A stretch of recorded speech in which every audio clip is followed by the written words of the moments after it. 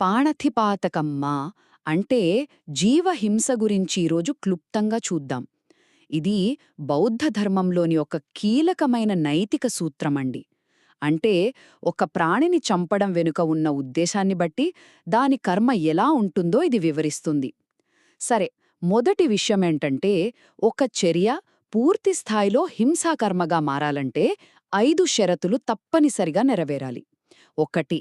అది ఒక జీవి అయ్యుండాలి. 2. అది జీవి అని మీకు తెలిసి ఉండాలి. 3. చంపాలనే ఉద్దేశముండాలి. 4.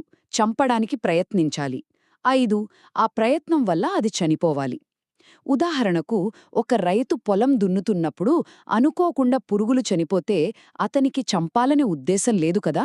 అందుకే ఇక్కడ ఉద్దేశమే అన్నిటికన్నా ముఖ్యం. ఇక రెండవది కారుణ్య హత్య లేదా మర్సీ కిల్లింగ్. బాధ నుండి విముక్తి కల్పించడం మంచిదే అనిపించినా బౌద్ధ ధర్మం దీన్ని అంగీకరించదు. ఎందుకంటే ఒక ప్రాణాన్ని తీసే చర్య ఎప్పుడూ ద్వేషపూరిత మనస్తోనే సాధ్యమవుతుంది, నిజమైన కరుణతో కాదు. చివరిగా, అన్ని హత్యలు ఒకే రకమైన కర్మని ఇవ్వవు. దాని తీవ్రత 3 విషయాలపై ఆధారపడి ఉంటుంది: చంపబడిన జీవి యొక్క గుణం, చంపడానికి చేసిన ప్రయత్నం, ఇంకా మీ మనసులో ఉన్న ద్వేషం. అందుకే వినయ్ నియమాల ప్రకారం ఒక వ్యక్తిని చంపిన భిక్షువు ఓటమి పాలవుతాడు, కాని ఆత్మహత్య చేసుకుంటే అది చిన్న తప్పిదంగానే పరిగణిస్తారు. సో అంతిమంగా ఒక చర్య యొక్క కర్మఫలం కేవలం ఆ పనిమీద కాదు, దాని వెనుక ఉన్న మీ ఉద్దేశం మీదే పూర్తిగా ఆధారపడి ఉంటుంది.